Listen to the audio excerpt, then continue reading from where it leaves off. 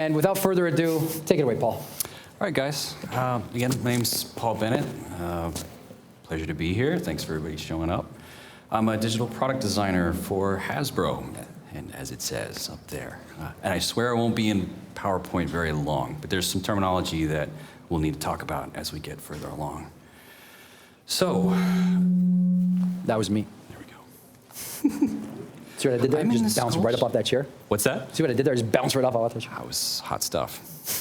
Hot pants! Yeah. So I work in the sculpture department at Hasbro, which is, this is the sign left over from the wax days, but we're all digital now, so all in ZBrush, some other programs, but ZBrush is our program, so we really enjoy it. Yeah, and these are some of the brands we work on. There's probably about 10 times as many that I've worked on at my time that have come and gone, but these are some of the good ones. And I am specifically on Star Wars, so very happy about that. Big fan. Yeah, and so a bit about manufacturing. So that's a big part of what we do is, you know, it's really awesome to make great sculpts and everything, but in the end of the day, we do have to make product. We are trying to make things that can be producible. So we're dealing with undercuts, we're dealing with wall thicknesses, tooling issues, plastic, makeup, all that kind of good stuff. So we're gonna dive into a little bit of that here. There's a very old school basic animation of how injection molding works for anybody who doesn't know what that is. So everything we make has to be injection molded, most of it. Some stuff gets roto-molded, but this gives you a basic understanding of what we're dealing with. So the part in red drops into a bin, and you do that about 100,000 times, and you have your Star Wars figures on the shelf. But the tooling is the part where the plastic is actually pumped into. So tooling is going to be a big keyword in this presentation, because tooling is a big part of what we deal with. It's basically the metal mold, but a couple of little tidbits there. Won't make you read all that. So undercuts are another part of it.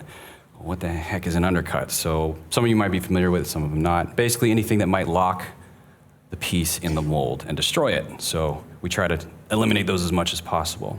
Another example of something that has draft. So the green one drafts well. We don't have to worry about undercuts on the green one. The red one might have some trouble. So sometimes we have to add some slope to some things. This affects action figures too, not just Tupperware bowls or whatever that is. Tooling. This is a 3D render of a piece of tooling. But that one tool alone might cost $10,000. And so for a 6-inch Black Series figure, you know, you might be looking at $100,000 just for one action figure. But we could use that tooling hundreds of thousands of times. So there's A side, B side. I won't make you read all that stuff. And that tooling can get really complex to the point where I don't even know really what's going on here most of the time.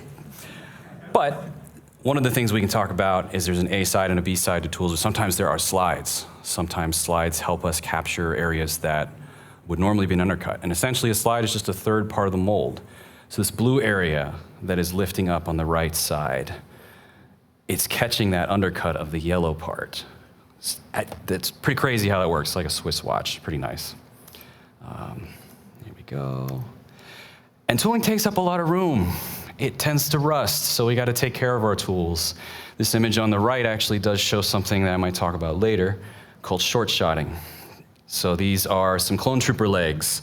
On the right side, you can see there's like a piece of popcorn in there or something. It's not quite a leg. That's where the plastic got pumped in and it didn't fully form. That's called a short shot. If parts features on our sculpts are too small, the plastic can't get pumped into it. It's an unsuccessful part. And so we deal with scrap rates at that point. And there's a whole thing involved with that. I just want to talk a little bit about plastics because we are going to be dealing with that. That affects how I sculpt things. So one of our main plastics is PVC. It's a great material, very versatile. It's a lot more forgiving with undercuts. You can still get some undercuts because it's slightly flexible. It's a little bit more expensive, and you can't go too thick with it before it actually, like the planet's crust, it starts to cool, but the inside is still hot. And as it cools, it shrinks and can cause really weird deformations in sculpts. ABS, probably the second most important plastic we use. It's very hard, it's very durable, but it's also kind of brittle in a different way. It can be used to capture bigger pieces where we'll hollow them out, core them out from the inside, and then sonic weld them together, which is kind of just what it sounds like. high speed or high frequency vibrations melting plastic together. And then we've got POM, silicon, Delrin, whatever you want to call it, poly, whatever, methylene. Very unforgiving with undercuts, low friction surface, which makes it great for joint pins and discs. So when you look at an action figure that we make and you look at the disc, that is going to be the POM, the silicon, Delrin, whatever you want to call it. Those are just different brand names. Polypro, so that's a good one for weapons. You want really quick, crisp details on your blasters or whatever. You can do them in Polypro, and they come out really nice. They don't get deformed in the packages very easily. The only thing with that is they do tend to have pretty aggressive shrink to them. So if you get a really thick part, they kind of start to collapse in on themselves. And this is just an illustration to kind of show how we can manipulate the density of plastics, PVC specifically. We can go really hard with PVC if we have something like a blaster or something that we don't want to get bent up in the mold. Or we can do something really flexible, like my jacket. If I did this on a figure, I'd want to do it at a low or a high flexibility so that it could move and it wouldn't ruin the articulation. So the main area I want to talk about tonight is action figure articulation. All the feedback we've been getting about, well, what should we talk about at the ZBrush Summit?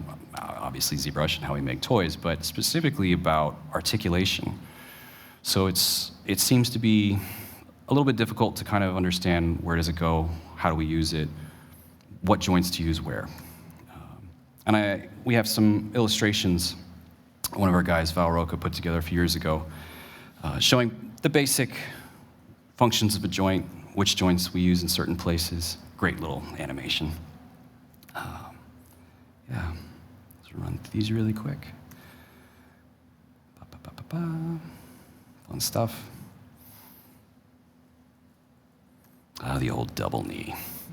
So, this was a figure I did as a freelancer a few years ago, the episode 8 Rey. And it's a 6-inch action figure. It's proportional to her height at 1/12 scale, plus 4%. We'll talk about that 4% in a minute. With the Black Series line, we try to be extremely accurate with our sculpts. We want it to look exactly like it did in the film, if not better. So on this figure, you'll see some stuff that's probably a little excessive for what it needs to be as a 6-inch action figure, but, well, we all really love Star Wars, so we put a lot into it. Just shows the part breakout, the main parts that we would send for tooling. So I'd love to just be able to make it all as one thing and have that be it, but we got to break it up. We got to figure out how to put these things together, layer the fabric in a way that's not, standing off of her figure really big. It actually is fitted to her the way you see it in film. But we're also getting the minimum wall thicknesses we need for production. So this is kind of blown apart, and some areas shown with the normals reversed. So all articulation, all of it, boils down to either a sphere or a cylinder. So it's either a flat plane cylinder or it's a sphere. Sometimes it's a combination of the both. From that, you can make very, very, very intricate articulation schemes that do all kinds of crazy cool stuff, but ultimately it comes down to cylinders and spheres. This is how a lot of those basic cylinders and spheres were outlined on this figure. And then some testing joint range of motion. So we really want to make sure we get the most range of motion without really affecting the aesthetics too much. We want it to still really look good, but we want it to move too. If we're going to put a joint in it, we want to get our money's worth. So that elbow better get over 90 degrees range of motion. Same with the knee. Practically the knee should go all the way up. If it's firing a blaster, we want to get that nice recoil kind of wrist. And that's all the stuff that really goes into trying to create these action figures. So this is the Rey we were just looking at. And the different poly groups for the different groups. This one's been baked down, decimated pretty far because I didn't want to make it run too slow. But talk about the details that we get. If I ever met Daisy, I'd want to ask her, did your brother or sister hit you or something? Because there was little things we could pick up on and we can capture. That's a part of their likeness. That's a key part of an actor is their portrait. Trying to really capture that, trying to make it work. The eyelashes, did the 6-inch action figure really need eyelashes? Yeah, it did. When you see it without the eyelashes, it looks alien, it looks different. As soon as we kind of worked that out and actually then got the deco to work with it, it really started to pop and look really cool. Now with that though, there's a certain feature size that we just get too small and we can't capture. Also, from this point back is an undercut. So we have to backfill these slightly. This is going to be PVC, so we do have a little bit of flexibility there. But obviously those aren't realistic looking eyelashes for the scale though. When you see them at 6 inches, it looks great. This figure had a lot of layering to it. So there was this secondary strap, or not strap, sash that kind of went up around her back and down. It's the same thing you see on her episode 7 outfit. It was just a slightly different variation of that. And then there was this tunic underneath that had this really specific repeating pattern all over it. And the reference that we got was really high res, and I was able to make a repeating alpha from it and use that with UVs to make this pattern on the tunic. But even that piece, once I got done with it, we had to figure out, well, how is this gonna fit over that? So we had to dig a channel out of the torso. And then the torso has a mid-torso pivot, or rocker joint, as some people call it, down here, so that she can bend at the waist. And we had to inset all of that in a way that was very tailored, so it didn't look like she was wearing a life jacket or something. And then also the articulation in the shoulder. Trying to work around that and making sure that this wall thickness over the shoulder didn't get too thin. When I say wall thickness, you really don't want to go any lower than 1 millimeter. So if you go lower than 1 millimeter, chances are you might get a short shot issue, or it just might have a hole in it. When we go to print it too, a lot of times we'll use Formlabs printers to do our tooling hard copies. And if you go too small, like 0.2, there's nothing the best printer in the world could do with that. It's just gonna float away on the tray, essentially. So we gotta deal with 1 millimeter as our minimum diameter, as far as the wall thickness is concerned. So, does anybody have any questions? All right. If you have any questions, don't be shy. Yeah. Hold on a second, I'll toss this. Oh my, don't do that. Yourself stuff. Nice. You gotta memorize 10, 8, R, 15, very cool. 20, We're done. 20, 30, 25. Is the food truck still here? Just talking to the box. That's Regan. Hey, what's your name? Reagan. Okay, do it.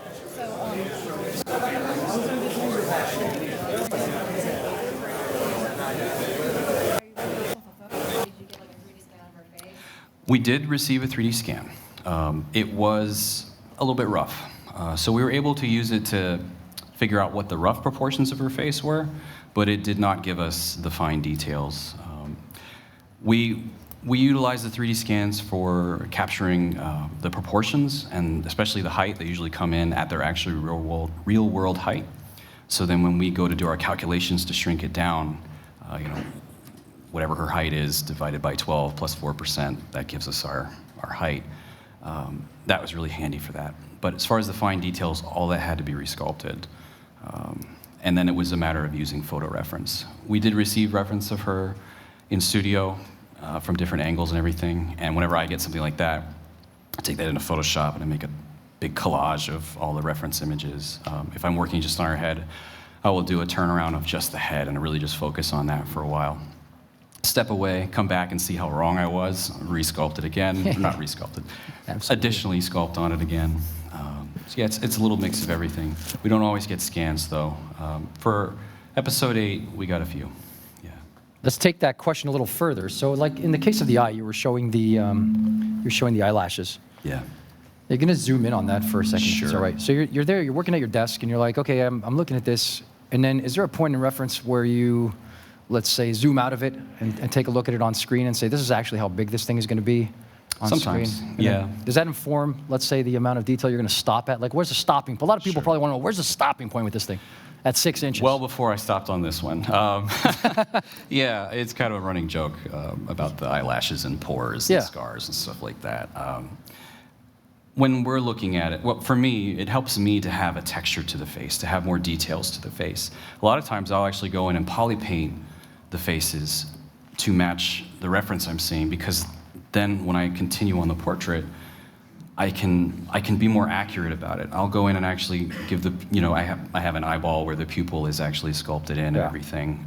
And I turn off the eyeball that's coming out and I look at the one with the poly paint on it. And that that's the point where your portrait starts to, you're like, okay, well, this is not working at all, but you're at this next level where if I can make it work with those pupils in there, then the rest of it's gonna all come together. And the texture of the, the skin and the eyelashes all adds to that. It helps me anyway achieve a much higher degree of accuracy on a portrait if my mind is already seeing something that reminds me of what I would see in real life. I was hoping you'd say that. Yeah. There was one. The box. Just talk. Yeah, there you go. You're right into it. Cool. So I was just wondering, you were saying that it can be smaller or whatever from 1 millimeter. So Sure. when you're sculpting, how do you measure the scale for? Good question. Good question. So, for example, this piece here, I would just cut Fine away question. the suspect part Thank you. Thank you. and start to look really fine down in here. I would turn on double. And some of you may not know what this is, but this is the transpose bar. Here we go. It exists. A way back playback on a long Freaky time Friday. ago. High five, man. Yep. Yeah. I want to. Still value it, anybody people. knows of a piece of jewelry, like a necklace or a bracelet that has a gold transpose bar. Like, I would wear that. Like old school ZBrush. T.S., are you in the building? Where are you? I say that. I love the gizmo. But some people don't know what the transpose bar is. I'm like, really? Let me pause right there and take a moment of just brand management here. Sure. The transpose line has a myriad of functionalities available. Take a look at Julie, for instance, and the neck bend that she's got going on. That could be facilitated by masking and using the transpose line to just do a quick little error. Yeah. Right? So- Take it away. Right there. You see, when I drew that out, and this is the main area I'm worried about because it's almost like a tree branch. There's a point at which you get to the very end, and you can kind of come to a knife edge with it. You can taper it. But that branch leading out to that point, that definitely needs to be close to 1 millimeter, as close as you can get it. So when we look at this, I am in violation of that 1 millimeter. I'm at 0.85. So that would actually have been thickened up before it went fully into production.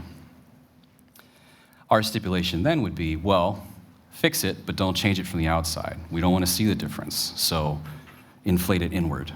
Take it out of the shoulder. The shoulder never will come out of the body, so nobody's really going to be able to tell that the ball of the shoulder got slightly reduced a little bit. Yeah, the other way we kind of measure things when we're looking at total heights would be, and I've got hotkeys for all the menus, don't ask me why, but under 3D Print Hub and just update size ratio, it's 151.6 millimeters tall. And that's from whatever subtool is currently visible, the very bottom to the very top. So I mentioned I'd come back to 104%, or the 4%. PVC, as I mentioned, has a habit of shrinking. So any figure that has a lot of PVC parts on it, we will make 104%. And that's the parts that get sent over. And then in production, it actually shrinks down and should be the size that it needs to be at 100%. So it makes it a little bit confusing if you have to trade assets with people and they may not be working at 100% or 104% and they don't know what the heck you're talking about. Yeah. Let's see down here. This whole skirt section, this would be a flexible PVC part. It gets sandwiched between the hip block area and the chest.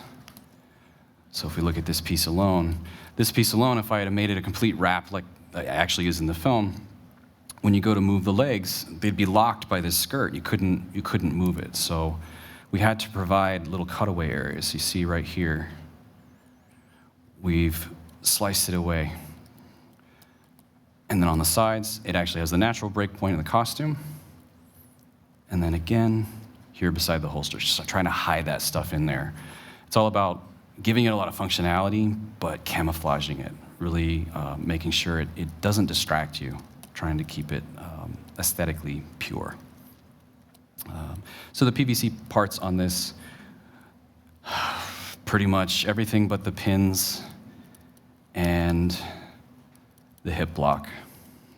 The rest of it is all PVC. And we usually sculpt in this format where you've got the character, we call it like an A pose. Used to call it T pose, but we never sculpted anybody with their arms straight out to the side. Her hand is already in the trigger guard position. Ooh, there's a problem. So right here, this would have gotten split off before production, but her middle finger touching her thumb. That is a lock, essentially. We can't actually mold that. So we'd need to move her thumb slightly away and then actually pull the fingers slightly out and then recheck the fit to the blaster. So it's like all these little things kind of adding up to make sure that we get exactly what we want. And the other hand holds the lightsaber. And this figure in particular has pretty much the standard Black Series articulation for its time. We're upping our game. I can't really talk more about that. So another figure that kind of shares some similarities to this, in that it's a likeness sculpt, Star Wars figure. Oh, please load. Kira from Han Solo. So, Mother of Dragons herself. Now, no eyelashes. So, slight difference there. You can see the effect. If there were eyelashes in there, it might look a little more natural. This one has separate hair, and that's so when we mold it, we can actually get some more undercuts, some more detail to it. And we just key it to the head so that when we do the production, they know exactly where that hair is supposed to go on the head every single time. This one also has a slightly different neck than the previous one. It's a double barbell, I think. Yes, it is. So the previous one just had a disc with a ball at the top. This one's got a little bit more movement. It can go side to side, and then at the bottom of the skull, side to side. What? Me. My spine's been fused for years. Well played, Yeah. Paul, well played. This one's got the flexible jacket over top the shoulders, but again, situation where you gotta kind of push the chest in to make sure it fits over it and still works. This one also has a skirt covering up everything here, but it has the slits on the side so you can still move the legs and actually make stuff happen. Both of these, as I was going through them, I saved all of the articulation primitives used to create all the joints. I'm gonna show you something, and it might be a little overwhelming, but it still applies to that cylinder or sphere theory. These are all of the articulation primitives used to make most of the joints on this figure. So I've inverted them so you can kind of see inside of them, but the different booleans, the different discs used to create the booleans, everything, the axis points, certain booleans to cut away certain areas like the front and the back of the hip. All of this grew out of those spheres and cylinders that I showed you in the slides. And I don't know, when I started this, I didn't know I needed all these parts. The process revealed the solution.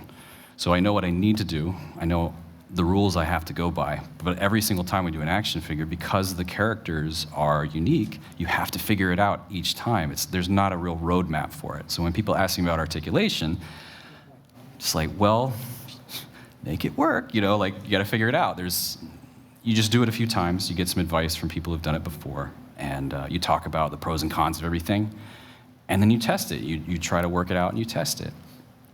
To kind of give you an idea of what I mean by that, so this is the pants from the Rey figure. This is before thinking about articulation, just normal pants. We then moved it in slightly and raised it up because we knew we had to have this contact, that mid-torso pivot of the torso. And then all these dents that are here, this is to make way for the sash, the skirt that's sitting over it. If I hadn't pushed those dents in, that would have pushed the skirt out and made it a lot puffier around the waist, and it wouldn't look like she did in the film. So then the next stage is to plan out the place where you want the ball joints of the hips to go, and then cut it. So that looks like this. So kind of going from that to there, you can kind of see we're still maintaining a lot of the aesthetics, but we have started to shape in the hips here. If I were to try and find the ball joint in here somewhere, that ball right there that I just split away. Everything grew from this ball.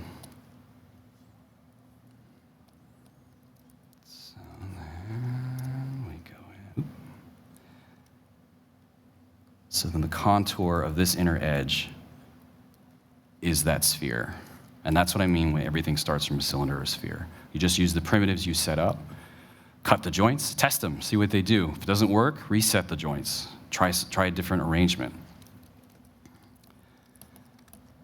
So then on her arms, similar situation here.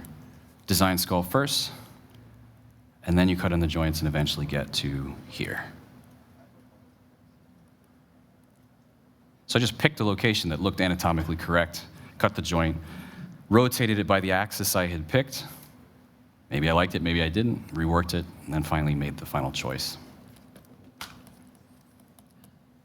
So a lot of this stuff now, too, is made so much easier by live bulleting. When I saw that demo for live bulleting, I was like, oh my God, we're in a room full of people, and like me and one other person caught what it was. And we looked at each other, we're just like, oh my God, Yeah, exactly. oh my God. That was a great day. So you're You can have part of your social life back. Absolutely, yeah. Good friend. Yes. So the way I generally work now is I do a lot of high-res sculpting, and I decimate it almost immediately after I'm happy with it. And then that will get live boolean into something else, or I just polygroup everything. I do need to work on learning the organization and the layers that have been added since then. But that's generally how we worked in the past. But you get such a high-res result now where you're not having to worry about dynameshing things together and at a really high rate and then decimating them down. That used to take a lot of time. So now it doesn't. So another figure that shows basically the full body transition would be the 6-inch Ahsoka figure. So this is probably from 2016. Here she is as a design sculpt. No joints, just matching the reference as best I could. In the position I know they needed to be in. But then I picked where my joint locations were, and I cut them in. So this is the initial sculpt we developed that then went on to be refined a bit more into the final THC, which you see. It's a big file here. So 1, 2, 3.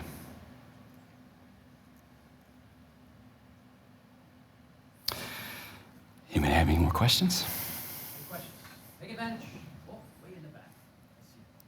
I did see you until the light blinded me. Catch. I'm glad I'm not the one having to catch a ball in the dark. I know, it's a little daunting. Hi, I'm Deborah. Deborah, what's happening?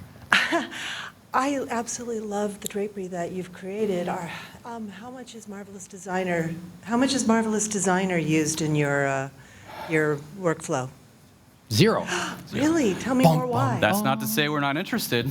We just don't use it at this time. Our vendors might use it, but in-house we don't use it. Okay. It's a brilliant tool. We love it to death. Yeah, But, I do too. Yeah, I could spend hours just throwing fabric around and like laying it over boxes and spheres in midair and watching it fall on the ground. I love it so much. It's awesome. So is this to mean that you're using ZBrush exclusively at this point? In this case right now? Like how much of this would you say was done in ZBrush? Oh, 100%. There you go. Thanks. Okay, yeah, thank you. Thank you. Let's clarify that. Yeah, that was the question. That's what I do, right? I clarify the issue. Hey, come on. Over there, catch. Look at this, man. Holy smoke. I was the letter man. Hey. Shoot. So when you're right at the stage of tooling, what's the stage immediately before it? How is the tooling made? Is it made from parts, a molded part, or vice versa? Is it CNC milled? Sure. CNCing is part of it. A lot of times we'll do CNC for ABS parts. So that's a drill bit actually drilling into steel. And you gotta account for undercuts in that, because if it's a drill bit going into steel, unless it's on an articulated arm, it has to go straight into the mold. So you're automatically restricted to the undercuts at that point. For PVC stuff, that could be more of an electrostatic situation where you're basically welding the part into a piece of steel, so you're not having to deal with the bit.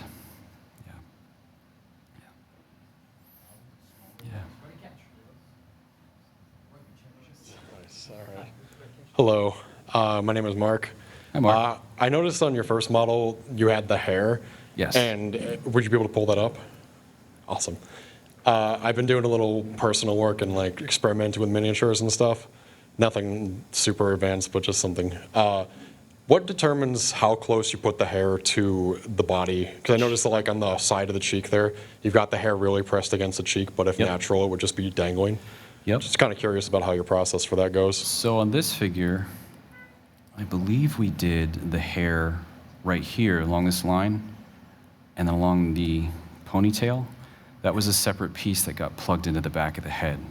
So the hair itself we could make a little bit softer so that when she moved her head, it would squish, it would flex out of the way. But then this hair along the side of her head, that was fused to the side of her head. And I think in the reference, it's kind of just like little flyaways that lay next to her head. But we tried that with the episode 7 Rey, where it was kind of hanging down from her hair. And because of minimum wall thicknesses, it looked a little odd. So we decided to go a slightly different route. And it's a stylistic choice, where we just fuse it to the head, squish it to the side of the head. Something that might be an issue with that is if you have too many little individual things, well, we have to deco these things. They don't come out of the tooling already painted and everything. So then somebody has to sit there with a brush and actually match the exact placement of everything. So if you can kind of bunch more of the hair a little bit more together, that simplifies the deco. It makes things a lot easier. And if it still looks like the reference, you're golden. So it's like one day her hair might have been over here, another day it might have been over there. Nice. Yeah. All right. 2 for 2. Hi, I'm Rigel. Hi. I'm wondering, I was just outside looking at some of the 3D printed vendors and some of the incredible models that I believed were painted post, and I didn't even realize that the amount of detail could be put into painting at the printing level. So it just makes me wonder, how are you guys starting to maybe incorporate 3D printing into more of like the production level rather than just, demo models? Sure. As far as it relates to color or just 3D printing? In general, as the future of toys. Well, Hasbro's been 3D printing parts for probably 15 years. And when it comes to Star Wars action figures, it's an essential part of our pipeline. So once the licensor approves it, we then will print out a hard copy we call our tooling hard copy. And that becomes like the gold standard. It's like, okay, the licensor loves this, we love this. This is what we want the final toy to look like. And it's usually like a Formlabs print. So it's pretty essential to us. As far as anything after that, it's all production methods after that. So you don't think 3D printing will replace that mass market God, I hope production? it eventually does. Okay. Yeah. What about all the people that are, Do you really want to? Hand painting. Yeah. like what about all those people, those nice craftspeople that are painting? No? Yeah. It's just me thinking about these folks? Sure. No, I get You that. know. Hopefully they'll go on to do more satisfying Oh, things. maybe, yeah. Yeah. Somebody's painting my Yep. Star Wars action figure. I like that. Yep. Hey, give me the box. Anybody else? Come on, that's not so far. All right, ready? 1, 2, 3. Hey! Is that Winston? Yeah, I'm Winston. Hey, Winston, what's happening? I was just wondering, matching the reference, but what if the reference is in a pose? Like, how would that, would you have to kind of, I don't know, pose the figure without the joints yet made? Just to get a feel if you can. I think at that point, if there was zero reference of that character or that figure, and it was just that one posed picture, we'd probably do our best to match the details, but in the standing pose you see. Because if we leave it in the standing pose, then everything we build after that point will still work in that exact position, and we don't have to then, transpose things around and have to match a weird pose or anything like that. And frankly, anything that's in a pose like that, if that guy was to stand up, that's what we're looking for. We wouldn't be looking to try and match the clothing details and folds to something that's really contorted off to one side or something. It's a good point. There was a conversation I was having with another colleague the other day here at the Noman School, one of the other teachers, and it also has to do with packaging. So basically, it's got to fit inside of a sort of standard package, right? Yeah. Yeah, packaging is a big part of what we do. Can't be understated. Yeah. So we wanted to get into larger figures for the Black Series that, just by their nature, like a Morian Guard is a lot bigger than a regular person, and we have a certain package depth, height, width that we have to deal with in the Black Series. So we had to develop a new segment specifically for that. And especially if it's an unestablished line, and they're like, oh, we think it should be this or that. It's like, okay, well, what are your package limitations? How many packages do you need in a carton? That affects how many go on a pallet. There's a lot of math behind it. So it's a big part of it, package fit. That can't be understated at all. That's like a No, really not at all. big. That's the money part of it. I mean, Yeah. Yeah, we don't get to play unless there's any money. Okay, Shane Olson, ladies and gentlemen, go ahead, ask him a question. Hey, thanks for coming out. Yeah, I love this stuff. Hey. Hey. Touching you, touching me. Whoa. Whoa, Friday night. So I was just wondering if you could you demo doing the... Could you actually do something? Yeah, Sure. well, It's like, I was, the joints of the knees and the elbows are really nice, and Sure. I just wondered if you could, I know you kind of, cooking show went through and this now is I have before- one that's finished. Right? Yeah. I just wondered if you could show like how you would actually live boolean out like a knee or something like that. Sure. If you have time. That'd be you want great. to see the dark arts, do you? All right, thank you. It Thanks so might much. be boring, but okay. All right, kill the cameras. People at home, better be clapping at home, tapping on your keyboards. The dark art. Anybody else got a question here? As we motor along, Funky Friday? Wait in the back. I'm not going to whip this at you. Can I take another question while you're preparing the knee? Absolutely. I'm going to go deep. Ready? Coach, we're 3rd and long. Are you ready? Winning yards. Holy smoke, he did it. Touchdown. 49ers. Hi, Hector. Hey, Hector. Yeah, I was wondering how it worked out with the eyelashes and if that became more common practice or if It that... has. Okay. It has. Yeah, I don't know how many people have noticed, but on most of our action figures now, we use inkjet printing process for the faces. So you get a photoreal look to the face. And so with that, they've been more accurately able to spray on where the eyelashes should go. And it's, you zoom in on it really close, it looks speckly, but at a distance, it looks photoreal. So it's Somebody somewhere's painting those eyelashes on? no, it's inkjet. Yeah, that person, I don't think they would have ever painted the eyelashes on. But I want to imagine somebody painting the eyelash. yeah. So this is the figure if anybody out there is going to be taking my workshop on Sunday. Woo! This is the figure. It's just a random Star Wars-esque figure that I'll be having you guys actually articulate as much as we can in 4 hours. To give you an idea, one joint could take 4 hours. So I'll basically Amen. That's true. go into the essentials of it. Can we take one more back here? Absolutely. It lifted the mic from me. They didn't even give it back. Okay, go ahead. State your name for the record. Yeah, since we're touching that Go with the honors. What's your name? Jaime. Jaime? Jaime. Yeah. Oh. Good. Go for it. So can you tell us on how do you guys figure out the tolerances when it comes to the fittings and the joints? Could you repeat that? I'm sorry. Talk a little bit more about figuring out the tolerances on the fittings and the joints. I mean, the tolerances how on the things fittings. fit together and everything. yeah. That, at least while we're developing the figures, is limited or is set by the 3D printing technology that we're using. So for something like Formlabs, we generally look at like a 0.12 millimeter offset on most things if we want to be able to build everything out, put things together, glue it together. If you just cut a boolean out of a disc and then you stick it in the forearm, well, it's going to be too tight to actually assemble. You'll have to sand it down. And if you've had to sand down like 20 discs on a figure that has to go out by noon, it's really stressful. So adding that offset in there is really great.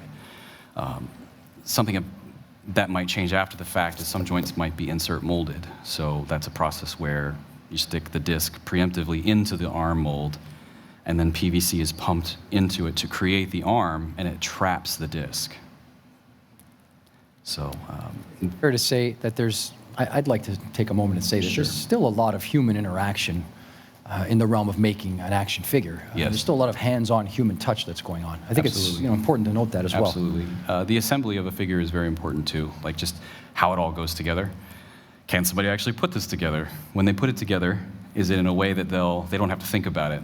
So if you had to do 10,000 of these in a day, we have to make it in a way that it's easy enough for them to just bam, bam, bam, bam, and put them together. So. When I was a kid, I used to think that Hong Kong was a guy. And I'd walk around and say, I can't wait to meet Hong Kong. He makes all these toys. Oh, man. One day I'm going to meet Hong Kong. I don't know. Julie, I knew it. Taiwan. I've been looking is for really Hong Kong busy. the whole time. You must get a lot of work. This guy Hong Kong, he's made all my toys. Yeah. So I would. Not me. So this guy, I don't really have any details around the elbow, so it kind of makes it a good joint to sort of show the process. So I'm going to split away that subtool. Hopefully, I will have made it a subtool. And this is just something that's decimated like this. And I've already preset the ball and the cylinder that I want to use. And for joints specifically, I like to use the sphere with the poles, and then the same with the cylinder. So I'm going to pull here, very few edge loops in the middle. That cylinder is set at the dead center of that sphere, so that when I go to use the gizmo, which I do love, whenever I go to rotate things, that cylinder should be at the perfect axis point in the middle, and if I go to turn it while holding shift, I can do it by increments, and I get my post that goes up into the arm. With this, I can see the post is going to be really close to the surface of the front of the arm. Bless you. So I'm actually going to want to take this and rotate it back slightly, but not too far, about like there. So the post then will kind of come up into the meat of the arm. Because if I left it where it was, there's going to be a mushroom head on the end of this stem. So when they go to assemble it, they pop that stem into the arm, and you can't get it out most of the time. If you have action figures at home that you don't care about and you want to learn more about this, get a cup of water, microwave it till it's almost boiling, stick your action figure in it, wait about a minute, very carefully remove it with needle nose pliers, and then pull the whole thing apart, because the PVC gets really soft when it gets warm. And then you can kind of see how the action figure is built. ABS parts, they're not going to care about that hot water. You're going to have to put those in like a vise, crank it down, and it'll shatter it, and then you get to see what the inside of the ABS looks like. You're never getting that. That toy is never going to stand on the shelf again and be proud, but it's very informative to kind of see how the toys are made. Use a small drill bit. I don't know anything about this. Many toys have died at his hands. Yep. So I'm going to use this sphere to create my disc as well. So I'm going to turn it back 90 degrees. Something that's kind of handy when you're dealing with a lot of rotations like this. Somewhere in the preferences, I don't remember where, is rotation steps. And if you manipulate this, and then when you hold shift, you can rotate by that degree divided by 4. So when I went to 90, I'm now rotating by 1 degree. So if you have to be very mechanically precise, the gizmo is super handy with that kind of stuff.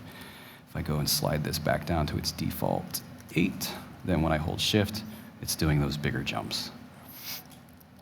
Math.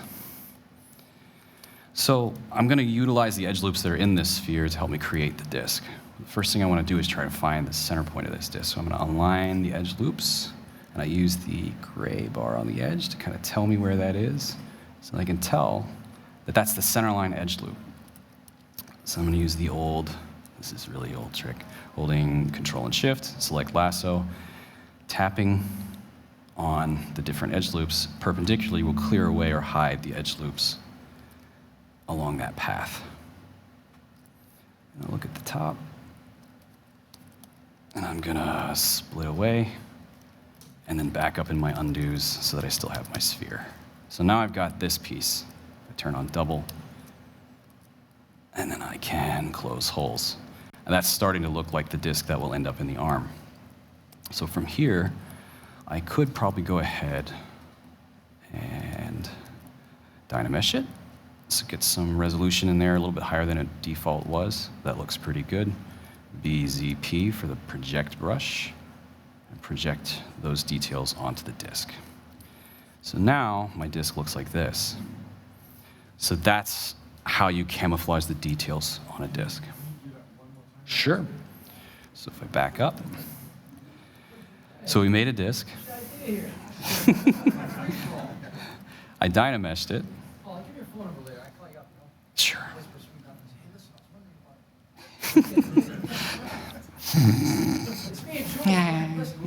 Question. Yeah. So the dynamesh is just so that when I project it, I'm not getting any crunchy topology. And then the shortcut is B for brush, Z, and then P for project. And I just leave it on the default settings. Spray it and spray it again. So now that's sitting on the surface there. I have a feeling when I go to look at where the pin is going through that disc, that the wall thickness from here to the pin is going to be really thin. And I'm actually going to have to go back to that original arm and slightly push the cloth up a little bit. I'm starting to fudge the design, but if it helps the joints work better, nobody's going to be the wiser at the end of it. So that's my disc pretty much looked at here. The main thing you'd want to do with this arm is I can see where the ball joint is going to be. I need to separate this to its upper and its lower halves. So I'll go ahead and just duplicate it. And then quick and dirty. Chop it. Now where I'm chopping through here is because I want a little bit of a backstop to the elbow. That backstop is so that you can't hyperextend it and make it look like you broke his arm, but also, yeah, exactly.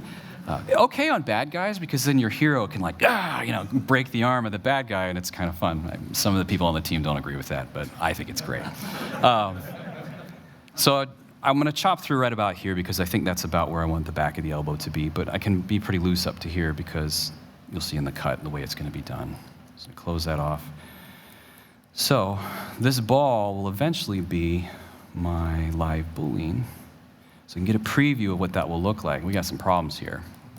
So I probably need to pull the sleeve out a little bit so that that side part of the joint is not showing. And that's more of just a camouflaging thing. You could have the joint really exposed, then you get a ton of range of motion, but then you've just got a figure with a bunch of really weird tumor shapes all over it, and nobody's really happy. So we go back to turning live boolean off. Oops. I'm just gonna pull this out. And right now I can be kind of loose with it. I'm gonna start to fall off as I get up to here because you'll see in a minute I'm gonna actually push this part of the arm back a little bit, and that'll be for range of motion. Here I'm getting a zigzag. Don't really want that because it'd be a little bit distracting and it might actually cause some molding issues. So I'm gonna just kind of fill that in, smooth it, fill it, back that off. So from here we got enough to where I could start actually maybe cutting that boolean out. Live boolean. Yeah, I think I'm gonna trim some of that away as we go. Oops. Make boolean mesh. Shorten my list here. Append the arm. So now I'm back at the bottom here. I generally don't get too fancy with my boolean hierarchies. I generally just do one or two at a time. I get stuff from vendors who clearly can mentally juggle a lot more than I can, where there's just dozens of hierarchies, and it's all set up to where this idiot can just go make live boolean and it's done. But generally, I kind of keep it a lot more simplified than that. So I'm not even sure I want to keep this boolean, so I don't want to get too far into it and confuse myself. So here I've got the cut, but we got some thin walled areas. So like I was talking about before, measuring things, you said, oh, that's not going to be any good. Hey, you're flipping your normal, right? Yep. So I've just, yeah, this whole menu of mine is just my crutch. And right at the top is double and flip. And for those who don't know, in the tool palette, down here, display properties, there they are, double and flip. That's pretty crucial for us to just be able to x-ray through things very quickly. And I'm just gonna use that curve brush again and just start chopping. What I'm looking to do is create an edge that is at least like 0.5 millimeter. You know, like I said before, you can kind of knife edge it a little bit. The very end of it doesn't have to be 1 millimeter. But you wanna just try and trim some of this junk off. And then look at it again. So from here, I need to start thinking about the lower half as well. So we're gonna go back to the main arm. How do I create the shape that is the top of the lower arm? That's pretty simple because the sphere is already kind of occupying that space. So I'm gonna duplicate this again. This guy duplicates a lot. And right now I'm just gonna chop it off and see what we get. So here, again, when I talked about the kind of big ballless arm, I don't want that to stay that way. So for now, I'm actually going to duplicate this because I don't want to. Long there? Yeah, partly. I got another trick too. One thing I like to do sometimes, clip curve, which normally is set to, the 100% where it just very mercilessly chops through things. What sometimes I like to do if I want to maintain that shape a little bit is if I hold spacebar and then hold Command and Shift, I get the Z intensity for the clip curve brush, and I just set it down a little bit. So then when I hit this, it's actually keeping some of that spherical shape. So I haven't completely ruined that shape, but it's a little bit more of an organic look to it. That's one way you can do it. For this arm in particular, we do need it to kind of match that cloth pretty closely. So I probably wouldn't use this. I would probably just go back to this arm and do the same trick I did with the disc. Camouflage it completely. The important part is the part in between what we can't see right now. This part of the top of the sphere. When I combine this with the lower arm, now it's starting to look like what we might need. Again, I think I'm a little bit too close here, but we're just gonna do this for demo purposes here. And I think we can just go ahead and, let's see, merge those together. So I just merged down, I've got it on a hotkey. And look at it with the upper arm. Okay. So we've got some interference points here where there's coplanar edges. We can't have that. This upper arm, I need to clean this up to a point where it'll be a useful boolean for me to then create the edge on the lower arm. But I've got it kind of started right now. So from here, this is kind of just cleaning up some of those things that we saw before. I've lost my quick keys. So let's just get Dynamesh over here. I want to Dynamesh it because I want a little bit of resolution there that I didn't have before. I've lost my quick key for some reason. His crutch is gone. He's fallen for the floor.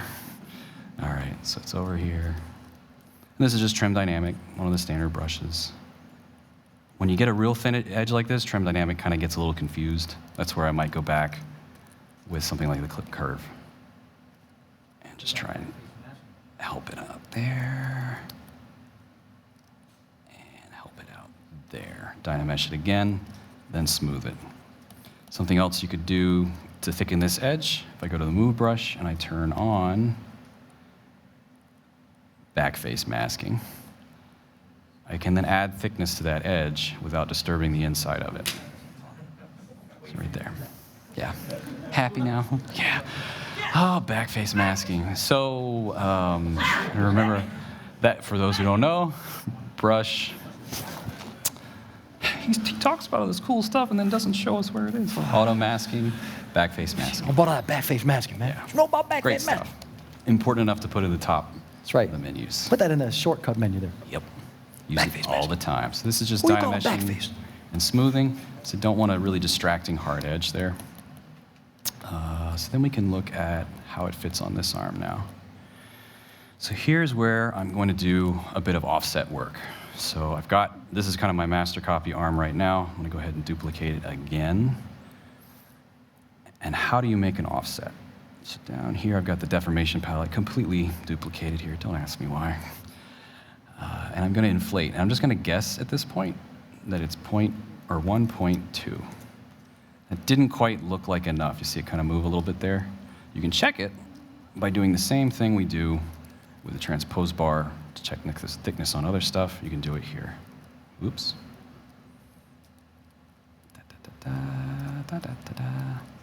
Really zooming in. Not quite big enough. So we got to go about twice that amount. So let's just add, let's try 0.8. No. And it's gone. Let me just go back to here and just do 2. A lot of times it's 2, depending on the ZBrush ZTool document size, it might be more. That actually looks pretty good. 0.12, fantastic. So that's our offset. That then becomes a boolean, which then gets chopped away from the arm. That here. Okay, fine. Everybody. Whoa, whoa. We'll take this so everybody at home. You must hold the cube. Hold the cube. Speaking to the cube. So you're essentially Boolean that top arm that you just made away from the bottom arm That slightly to create inflated the one. offset, right? Yep. Right. Just wanted to clarify. You see that right there? The story of quick save?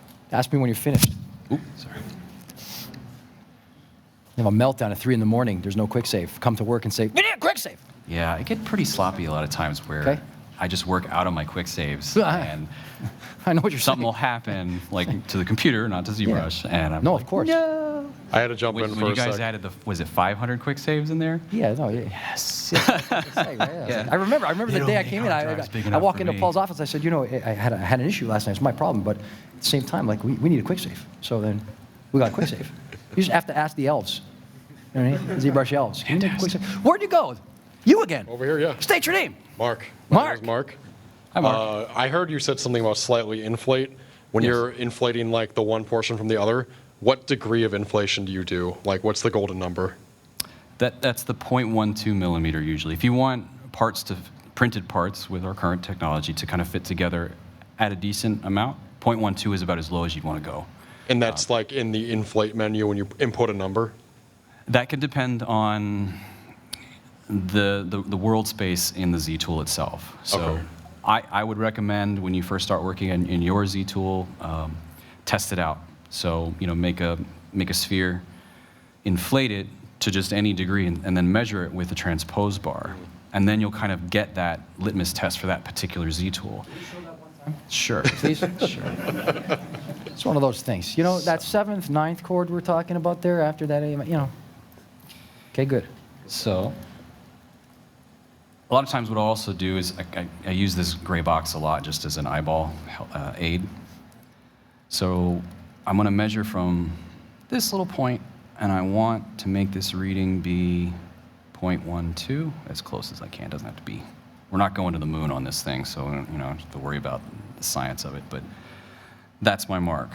And then I go to the inflate, and I just test it. Let's see what 1 does. It gets me about halfway. So I know then if I back up and I type in 2, that gets me pretty close. And from that point on, as long as I don't take and append my subtools into somebody else's Z tool that might have a different unit world space, you should be able to just type in 2 every time, and that offset in your Z tool will always be 0.12. Something that's also handy for stuff like that is if you're just having, and this works for scaling as well, if you're having an issue and you can't quite dial it in, or the inflate just jumps really, really big and you can't type in a decimal point small enough, is a little trick I use with layers. So if you set a layer and then you inflate, well, then all I have to do is go into the layer palette and just very carefully set it. And then I bake, and I'm done. But I then haven't learned what that unit is, and I'm going to have to do that every time with every part. I usually don't go that method, but especially with like scaling, if we took that, which we did, the 6-inch Episode 8 Rey, that was a 6-inch figure, but then we also made a 3 3/4 figure. And you could export OBJs, take it into Maya, and just type in the numbers, but I want to just keep it all in ZBrush. So that's the method we use sometimes is, we know the height we need to get at based on the calculations, which is just take their height and divide it by 18, and that's your 3 3/4 inch figure. Okay, you said that. Yeah. ZBrush. Reminds Keep it me in of like one of ZBrush. my favorite uncle's house. He'd always throw me a Shirt. 5-spot and say, go play some cards, why don't you? Yeah. And he says, like, favorite uncle's house. You just stick with him. Anybody else? Stick with me, kid. Yeah, he's a. Yeah. Yeah. So yeah, Anybody? that layer trick can be pretty handy. Any questions?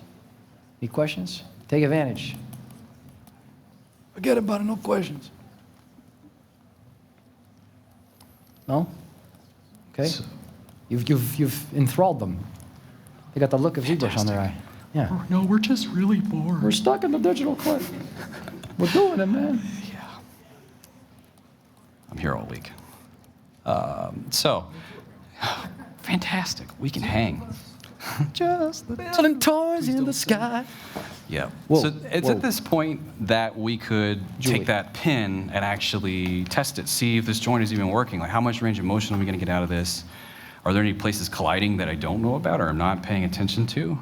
And that's when we can go back to, where is it?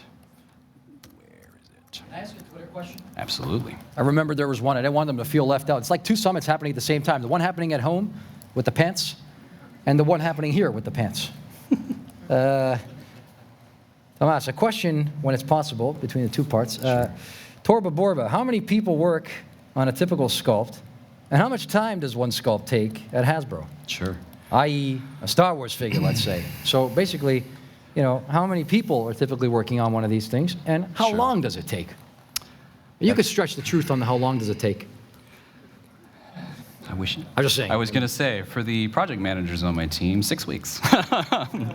Yeah, exactly. We usually like to try and give freelancers, like on a six-inch figure, that's like a movie figure that has a portrait and really needs to be absolutely perfect. Spot on is what you're saying.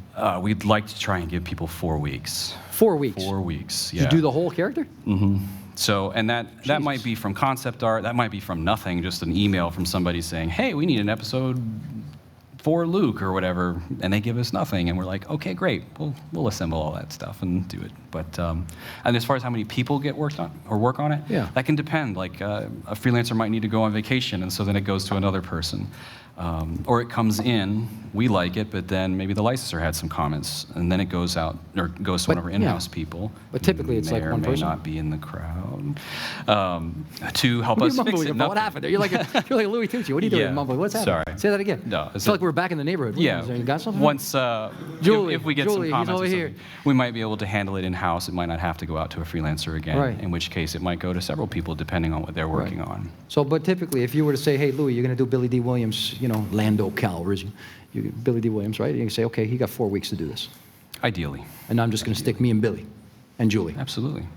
You and Billy are going to be good friends in those 4 weeks. Yeah, okay, fair enough. There you go. Bennett D. Anybody else? No?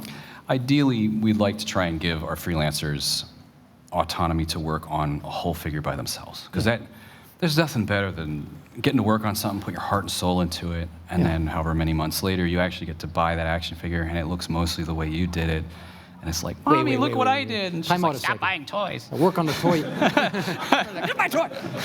So you're slipping it in there. Slip the jab. Did you already said you get to go? You worked on the figure. You get to go to the shelves and you get to buy the thing. I don't get one sent in the mail to me. You don't send me one in the mail. Nope. You don't do the mail away thing anymore. Nope. I'm messing with you. Support your company. That's right. That's right. Yeah.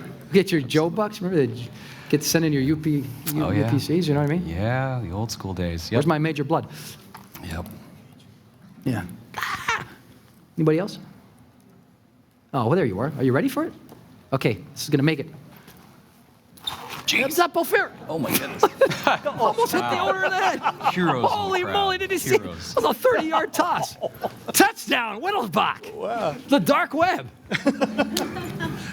Sorry. So, is there a reason that you, when you're developing your cutters for your joints, I do a lot of stuff mechanical. He's a jeweler, by the way. I do a lot of stuff. Yeah, there's a lot of stuff. And so I build the airspace into the cutter itself. Is it just that your joints change so much that you don't just have a standard cutter? Correct, yeah. Yep. That's pretty much the answer. I was talking about those smarter people earlier, smarter people than me earlier. A lot of those people will do that.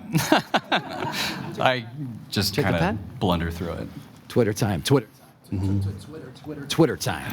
Brought to you by Twitter. Oh, man. Making me work for it today. Here we are. Awesome. Okay, let's see here. We got someone here on the Twitter. Let's get the name. This is another question from Doug E. Doug E. Doug E. When making a ball joint, how do you make sure the ball will fit into the socket in production? Plastics will swell or shrink. So how do you compensate for this? To make the ball pop into the socket. Let me say this one more time. When making a ball joint, how do you make sure the ball will fit into the socket in production? Plastics will swell or shrink. So how do you compensate for this shrinkage? Sure. To make the ball pop into the socket. I don't really want to get into too much shrinkage on a Friday night, you know what I mean? Wow. Yeah, Julie. I couldn't do your job. That's amazing. Julia. I know.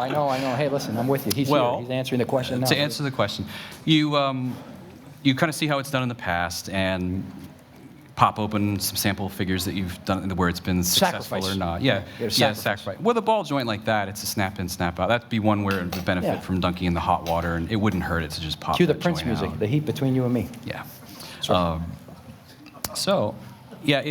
We end up usually doing, I think, much more conservative offsets on something like, so that Kira, her neck was a pop-on double barbell neck. Yeah. So if we look at that, a lot of noise from outside. Yeah, a lot of noise there.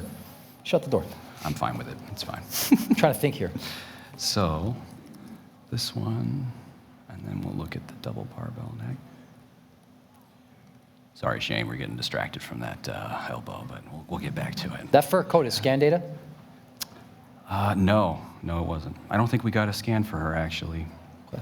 Looks cool. Unfortunately, yep. Well, I have you here. I may as well compliment you. Absolutely. Looks good. So here we go. It's like they say, flattery will get you everywhere. So if we look at here. So what I mean by conservative is production standards might actually, I don't want to say undercut. So from this edge to about here is an undercut. But that's okay on a flexible part because it's flexible. It can handle the abuse.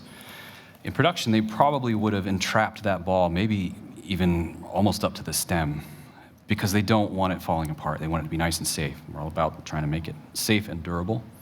Followable. Right. As But well. then our answer for that is, well, you need to make that stem diameter a little bit smaller so that we still get that range of motion we were hoping to get. So one thing is related to another. Yeah, so it's a bit of back and forth with that. And then even in production, they are going to need to, dial that in a little bit further than we can remotely. So, yeah. Hope that answered the question. So I kind of got to the point where I used the axis to test the range of motion. And I'm not really happy with that. It is over 90 degrees, but it could be better. So what is better? So if I hold this down, I want to get 115 degrees range of motion.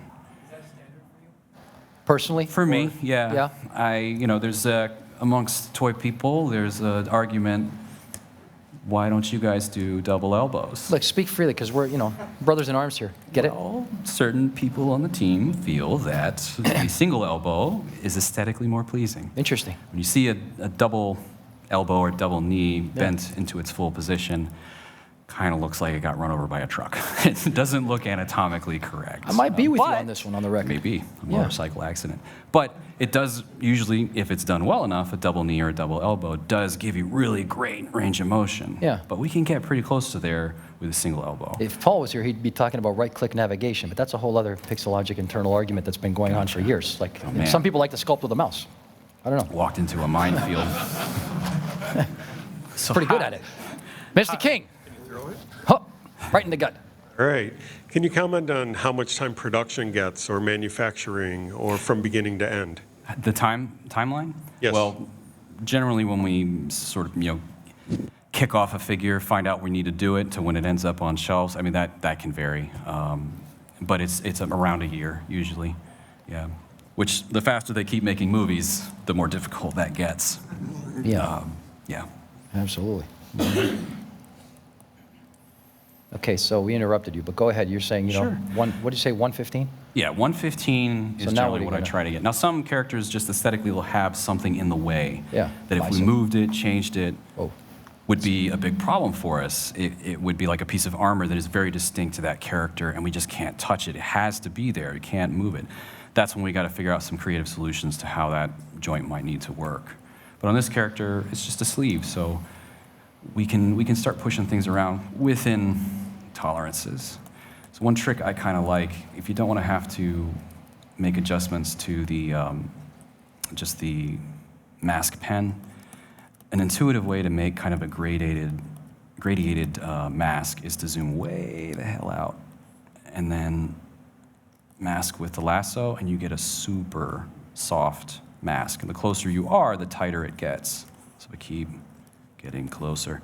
I use this all the time. So it just helps me make a quick gradient. You could do it the other way where you grab this and then you change it to that and then get your gradient that way. But sometimes you get some striations in it where you'll actually see the gradient is just not high res enough.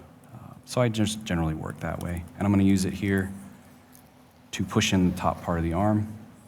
Why not just use the move tool? And the good old transpose bar.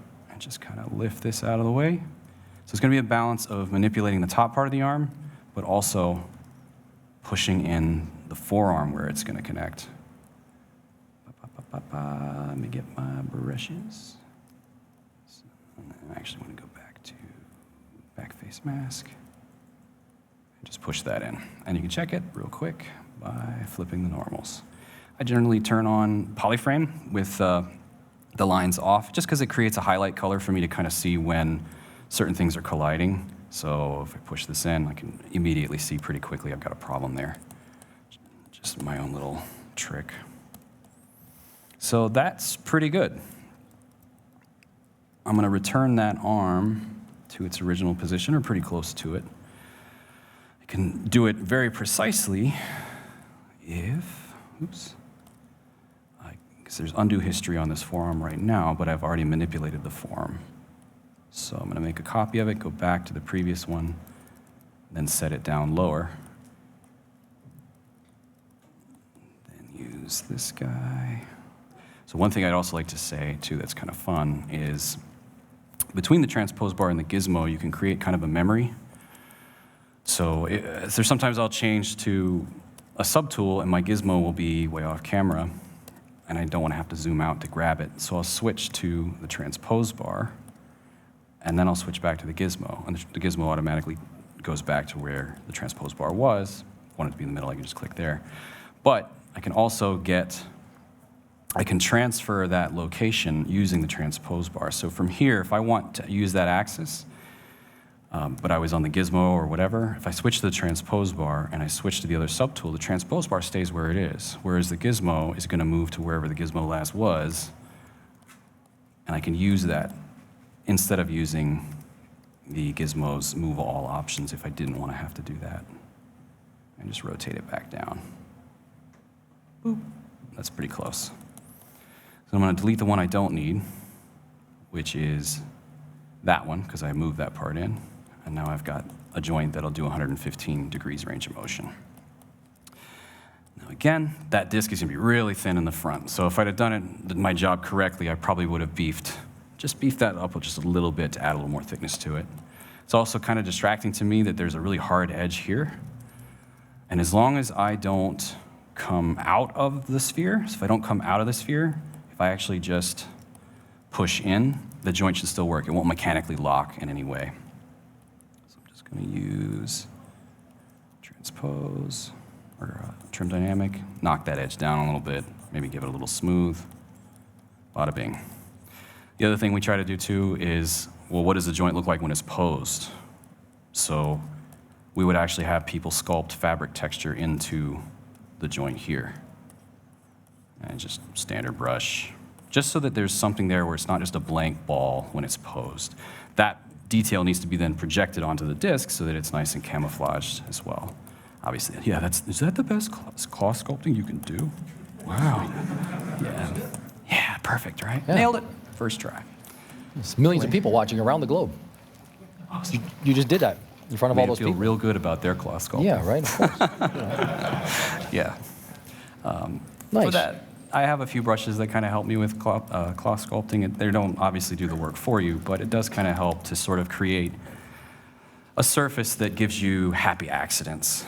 And this is just based off an alpha from a photo I got online. And it just creates a certain movement to the surface. I'm just, it's going to drag alpha. That I will then use. My brain kind of sees that, and I go, oh, I kind of like the way that wrinkle just hit. And then I'll go in with standard brush and start, cloth sculpting some stuff around. Now, if that were to get printed, you'd never see those wrinkles. That's just the beginning, though. I'd set them a lot deeper as we went along. Yeah. Articulation schemes can get kind of nuts, especially if you have a four-arm monkey. So, I think we did 3 passes on this guy. It was like 3, because we initially got him as concept art, then we got some good photos, and then we got some more photos. So he went through plenty of revisions, and we spent a lot of time and love and energy on him. He obviously is a format where you're not going to get just traditional joints from a Black Series figure on this guy, or they're going to just be set up differently, and there's all kinds of problems involved with this. But we pushed this one to the limits. He's got a bunch of secondary PVC parts that need to get added on, but can't restrict his range of motion. He has a triple torso. Paul, quick question. Sure. From me to you. Would you consider this, in this particular case, this figure is going to be more expensive to make? Yes. Okay, so that we generally think about it, the line as a whole. Of course. So then, it's like any other business. You have a certain amount, you have a budget. Of course. And so you gotta, this one's gonna be really heavy. Okay, Yeah. well, something else has gotta change somewhere else. So you would modulate the complexity of something else along the line, and then essentially what would happen is, this might be a loss leader and not be produced in the same numbers as the other ones. Correct. So then you get your... It's all, there's number geniuses at Hasbro that I'm glad they're there. Bean I had to counters. figure that out. I don't know, maybe just make more? Accounting types. Okay, good. You don't math so good. You don't math so good. So then trying to create this torso with 3, oops. So it's essentially 3 balls stacked on top of each other. But then we have to somehow make the barbells all function to actually work. And the range of motion has got to be accounted for in the cone. So that cone is the negative space that bar can then move in any direction. So if anybody has this toy, you should really test it out because we work really hard to make that work. But the barbells themselves have to trap into each other because there's just no room to have this ball sitting down far enough to then get the wall thickness between the layers. So they actually had to interact in that way and kind of chain together, almost like a little tripod for a camera. And then the upper, or the chest, there's like very little room at all here for the different pins and everything that have to go into that. We had to make sure the spacing was right. But I did kind of feel when we were done with that, I was just like, drop the mic. I've done all I can. Connection between those two pieces, the front part of the torso and the back part of the torso, there are also male and female component parts that are going to clip together to hold it together. Mm-hmm. When does that get implemented? They may have done this upper chest as not just a beard. ABS and just use a couple of different pieces to mechanically trap it. And that's the best use of ABS on action figures. Okay. Maybe. There's a lot of pop-in joints, so that makes me think it probably wasn't. But there's ways they could have done it the other way as well. And is that a standard approach that's used on the interior, for instance? Like on a line, would that be, or would that be dependent on the action figure in question? It's very dependent on each character select. Beautiful answer. I pass you to this gentleman right here. Shane Olson, go ahead with the question here. It wasn't a question. I just wanted to say thank you so much for the demo. Absolutely, my pleasure. Oh, yeah.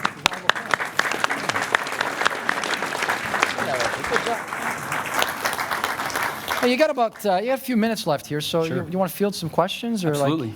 Yeah. If anybody has any additional take questions. advantage of the guy, I'll take advantage of the guy. It's Friday night, not yet. Tomorrow's a big party. Don't forget. Got questions in the back there. You gonna catch it? Yeah. Hold on, I'm gonna bring it to you this time. Was it Barbara? What was your name again, Barbara? Deborah. Deborah, I'm sorry. I don't want to hit you in the head, Deborah. I was losing my moxie here. Hi. State your name for the record there while you're at it. Jose. Jose. Hi, Jose. I was just wondering what's the difference between the double elbow and the single elbow? Sure. It's factions in the lunchroom, actually, at this point. Just kidding. Are you a red shirt or are you a blue shirt? That's right. Hey, listen, you go sit over there, man. I don't really, if it serves the figure better, I don't really care either way. But there's people that it's a big problem for them. So the knees on this Rey, they are double knees. And so that is just 2 flat plane joints aligned perpendicularly to the direction of the leg. So when I isolate this, you can see the cylinder here, and you can see the cylinder there. And we've also actually drilled holes through it there so that when the model makers, we actually print this out, that's a pilot hole for them. They can drill that out, they can hammer in a little pin, and then we take it to marketing meetings or whatever, and we can actually pose the action figure around. When we look inside of this, you can start to see the cylinders a little bit more plainly. So this will rotate from this axis, so you'll get about halfway back, and then it'll rotate again from this axis. So really her heel should be able to touch the back part of her thigh because it's 2 joints. The single joint would be the one I demoed, where it's a ball joint, but it's really the disc, which is a flat plane disc, that's doing the rotating up. It's just the ball joint can also go side to side, whereas the double knee can really only bend along those 2 axes. You have to then add a 3rd joint, a rotational joint, in the case of the thighs, at the top of the thigh here, to allow you to actually kind of pivot the whole leg one direction or the other. So if we had done double elbows on this Rey, she would have needed to have a break, and actually this design would have been nice for it, here at least, because there's a break point where the arm wraps kind of squeeze her arm. We could have put a break point here, and that would have been our flat plane joint, but a lot of times there's not a ton of room between where that pin goes down lower and where the pin from the elbow comes up. So you get cramped for space at that point. But on some other figures, aesthetically, it just doesn't look good if you have to put a break here and have the arm move back and forth. Just use a single elbow. I'm going to get so many comments online about this. He's a hater. Yeah, I honestly, it's whatever serves the figure better. It looks better, works better, I'm fine with it. Brother, it's a safe space for you. Thank you, Louis. We're all here, man. Appreciate it. that, Paul. Yeah. Anybody else? Saw a hand up earlier. I'm going to toss this square at you. Come on, Pilgrim, show yourself. It's late in the day. Don't be afraid. Hugh, you had your hand up, didn't you? I know you did. Ready? Rugby. Mike, you got it. All right. You all right? So I'm going to look at the four-armed character you just had before. Okay. You mentioned that around like an estimate, there was about a 4-week period on a character this complex with multiple arms, multiple waist joints. Are you willing to, give more time for that kind of project? Normally, yeah. Normally, we would look at that and go, and then you're like, yeah, he's going to need a little more time. We were in a position with this one that the schedule just was so tight. I had to resculpt major portions of this in like 2 or 3 days. And it had to be me. I didn't have time to even send it out. Salary, man. So I just all-nighted it until it was done and got it in on time. But that's a case where the timeline is just so super tight. But for a freelancer setting out to set up that project, that timeline, yeah, we would probably want to give you a little more time on that one. Yeah. Going to the Twitter feed. Mm-hmm.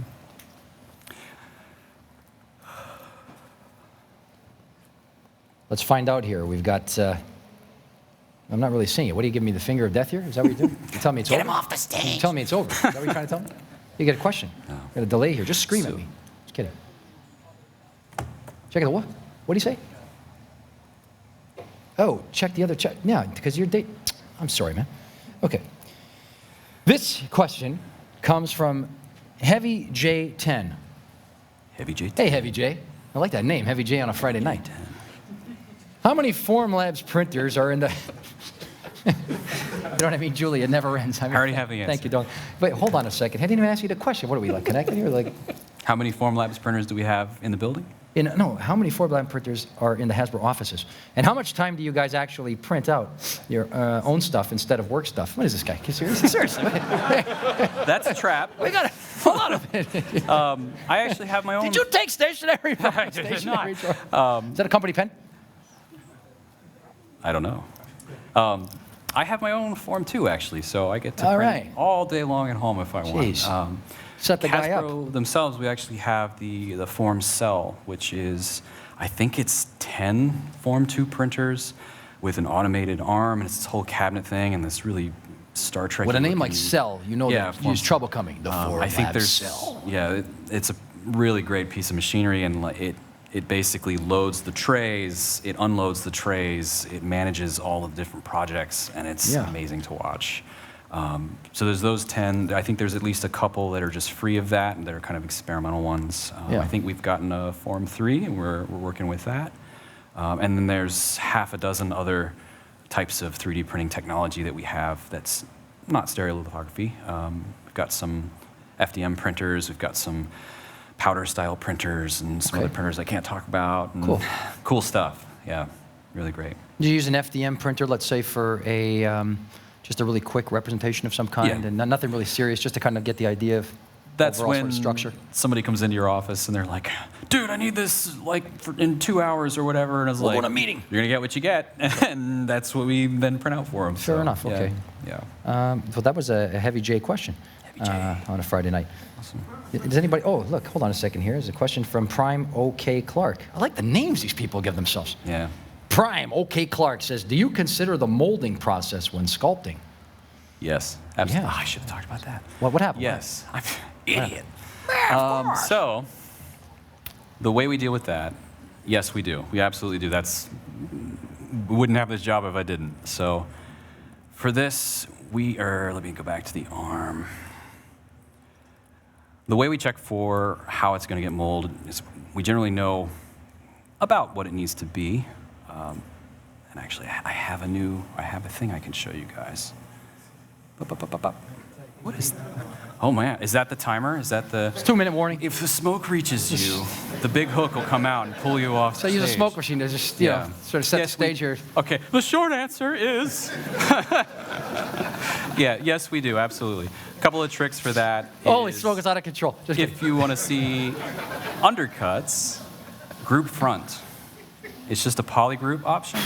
And that kind of shows you, if you think you know where the parting line is on one half of the mold, so what we're facing would be one half of the mold, and then the back side would be the other half of the mold. You're being engulfed. Oh God, I'm dying. And there goes ZBrush. That poly frame will actually, he's done, yeah. You didn't see me click the X. It will show you the part line, basically, and you can make adjustments to the sculpt group front again and see if anything is highlighting weird. What you ideally want is a nice, clean line that runs down that part. Having a little more knowledge about how to mold and cast things is really great for what we do. It's pretty essential.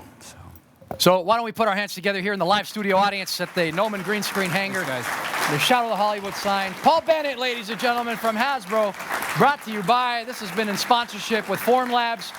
What an amazing presentation. We cleared up a lot of the smoke. We cleared the air, as they say. Disappear quickly. Dissipates really quickly, you know. It's